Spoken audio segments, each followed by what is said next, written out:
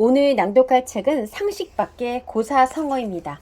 지은이 최미현. 연세대학교 중어중문학과를 졸업하고 같은 대학교 대학원에서 석사 및 박사학위를 받았다. 현재 연세대학교에서 학생들을 가르치고 있다. 당대 왕부 문학관의 변천과정과 시가 발전에 대한 역할 등의 논문을 썼고 중국의 시가 문학이나 고전에 반영된 사회현상과 그로부터 영향을 받은 아시아의 사상과 문화에 깊은 관심이 있다. 지은이 소개였습니다.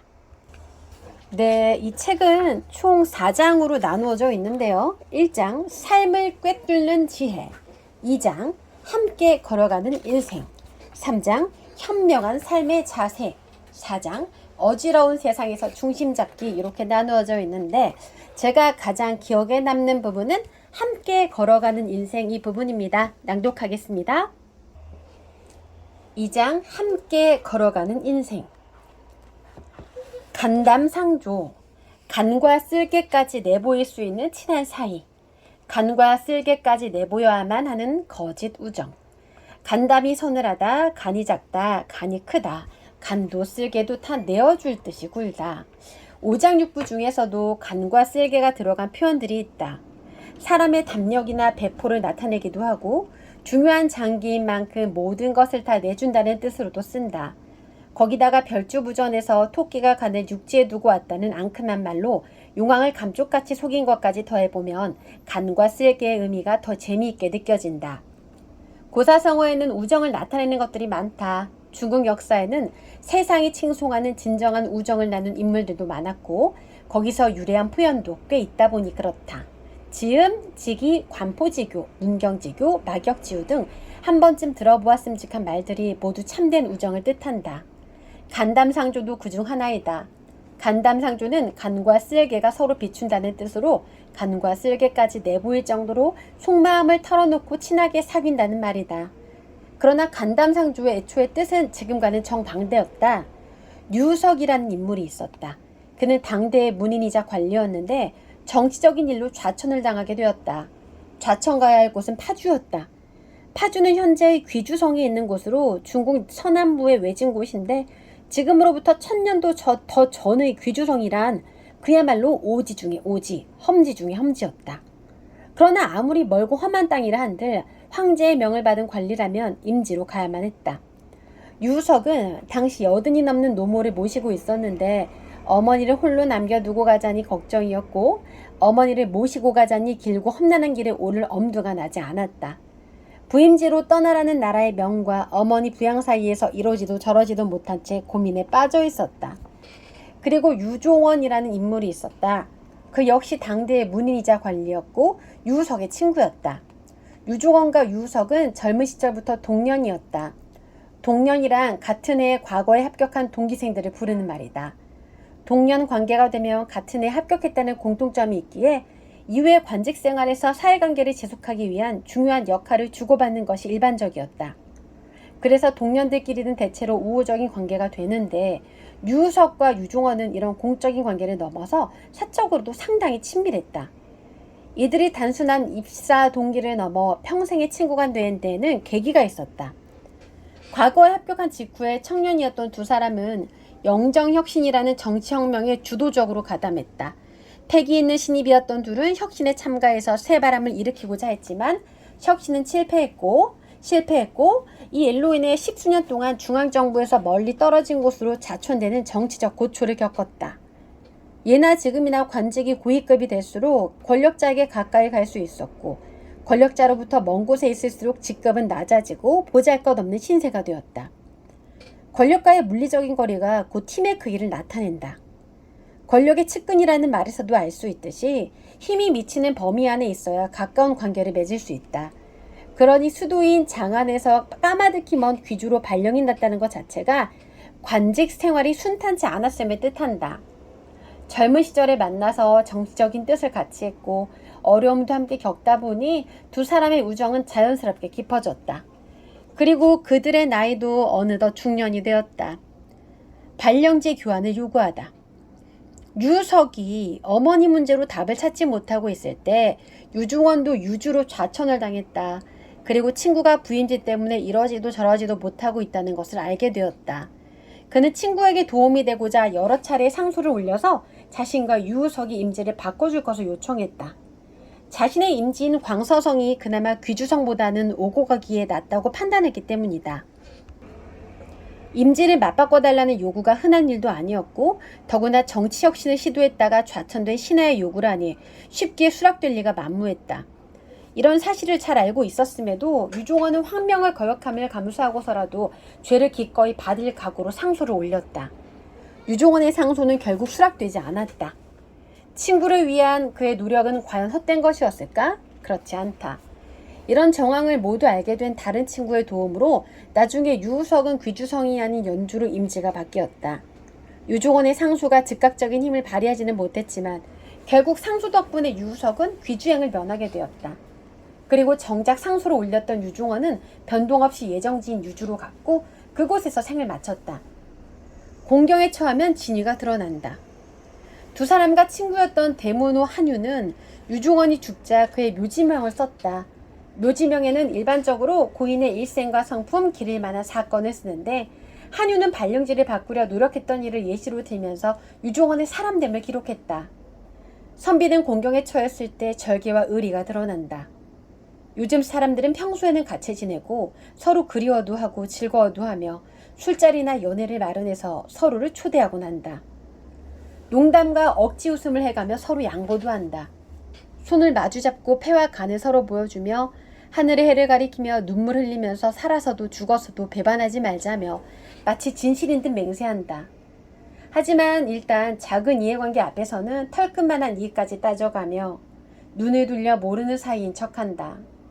함정에 빠지면 손을 뻗어 구해주기는커녕 반대로 구덩이로 밀어넣고 돌까지 던진다. 모두가 이렇다.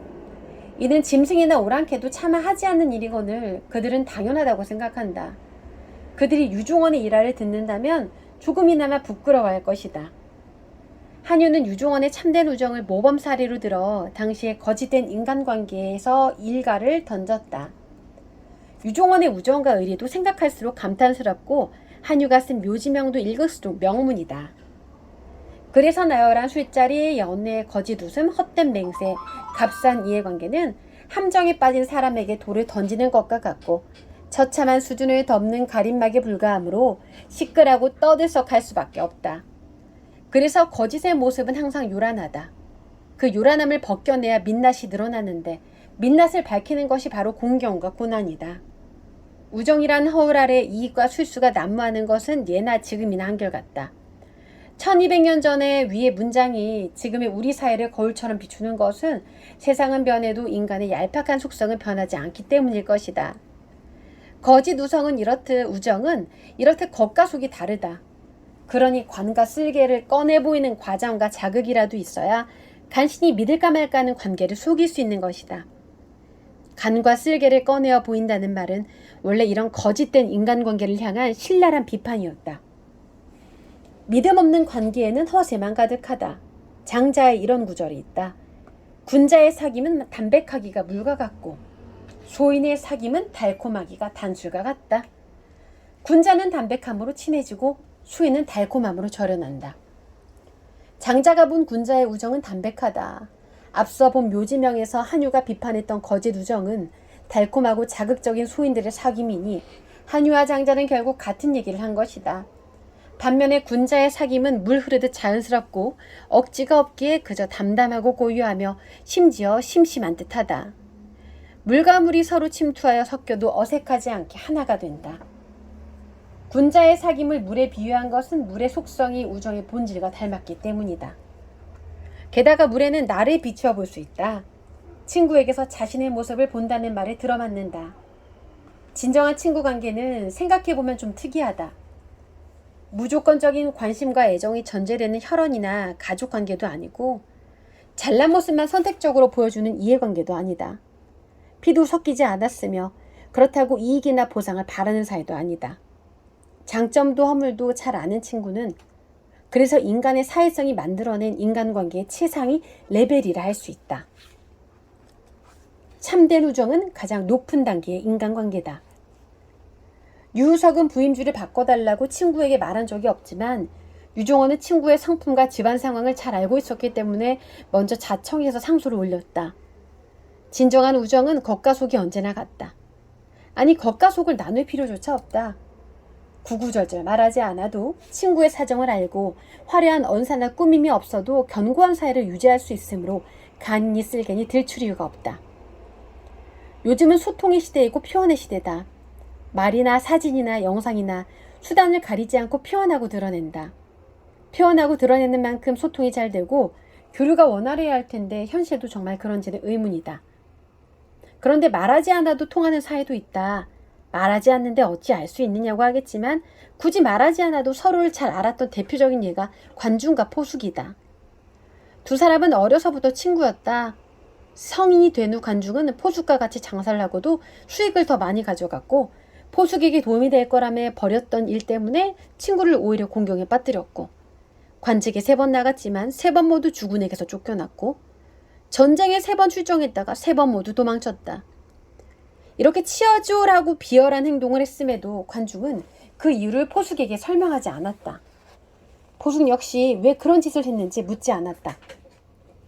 싸움을 했어도 심하게 했을 일이었고 절교를 했어도 여러 번 했을 일이었지만 둘 사이에는 시시콜콜하게 묻고 변명하는 일 자체가 아예 없었다. 포숙은 관중이 그럴 수밖에 없었던 사정을 익히 알고 있었기 때문이다. 어떤 비난도 추궁도 일절하지 않았다. 훗날 관중이 자신의 이런 이기적이고 부끄러운 행동에도 너그러웠던 포숙을 회상하면서 이렇게 말했다. 내가 같이 장사하고 낸 수익을 더 많이 가져갔을 때 포숙이 나를 탐욕스럽다 여기지 않은 것은 우리 집이 가난한 것을 알기 때문이다. 내가 포숙을 위해서 했던 일로 인해서 그가 더욱 난처하게 되었을 때 포숙이 나를 어리석다 여기지 않은 것은 아직 시기가 무르익지 않았음을 알았기 때문이다. 내가 군주에게 쫓겨났을 때 포숙이 나를 어리석다 여기지 않은 것은 내가 아직 때를 만나지 못했다고 생각했기 때문이다. 내가 전쟁에서 도망쳤을 때 포숙이 나를 비겁하다 여기지 않은 것은 내게 노모가 계신 것을 알았기 때문이다. 나를 낳아준 것은 부모이나 나를 알아준 것은 포숙이다. 구구한 변명도 공허한 칭찬도 필요 없는 이런 이상적인 관계는 서로의 처지를 잘 아는 데서 비롯된다. 누군가 현재를 신뢰한다는 것은 그의 과거 이력을 알아야 가능하다. 나를 낳아준 것은 부모이나 나를 알아준 것은 포숙이다라는 관중의 명언은 포숙에게 보내는 최고의 찬사다. 낳고 길러준 부모에게도 털어놓지 못할 사정은 있기 마련이고 가족끼리도 속속들이 다 알 수 없는 노릇이다. 그래서 그 사이 어디쯤인가에서 필요한 존재가 친구이다. 관중과 포숙은 참된 우정을 보여줬지만 모든 인간관계를 이렇게 맺을 수도 없고 그럴 필요도 없다. 가면을 쓴 거짓관계라면 오히려 친구 따위는 없는 것이 나을 수도 있지만 만일 단 한 명이라도 주임이 있다면 참으로 복받은 인생이다. 세상 사는 어려움에 닥쳤을 때 진위가 가려진다. 이 관계가 진짜인지 가짜인지는 공경 가운데서 여실히 드러난다. 관중과 포숙에게도 어려움이 있었지만 둘은 굳건한 신뢰와 지지를 통해 오해 없이 서로에게 나를 알아주는 친구가 되었다. 유종원은 죽기 전에 자신이 쓴 글의 모든 원고를 유석에게 남기며 문집으로 엮어줄 것을 부탁했다.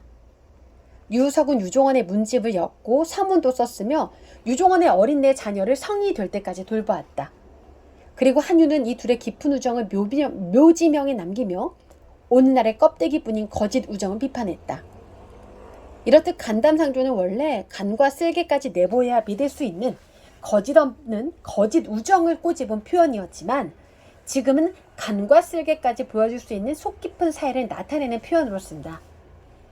오늘날 우리가 맺는 인간관계 속에서 우정의 의미는 전자와 후자 중 어디에 더 가까울까? 오늘의 고사성어 간담상조 현재 뜻 간과 쓸개까지 내보일 수 있는 친한 사이 본래 뜻 간과 쓸개까지 내보여야만 하는 거짓 우정. 네, 사실 저는 한문을 별로 좋아하지 않았습니다.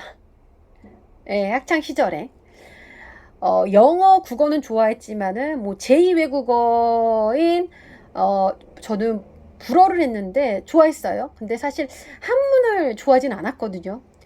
그 이유는 좀 어렵다는 생각을 했었어요. 그런데 제가 이제 고등학교 시절 공부를 했을 때 이렇게 상식 밖의 고사성어처럼 재미있고 쉽게 설명을 해줬으면은 제 한문 실력이 더 높아지지 않았을까 이런 생각을 해봅니다. 네, 오늘은 상식 밖의 고사성어의 일부를 낭독을 해보았습니다. 지은이 채미연, 출판사는 추수밭 출판사입니다.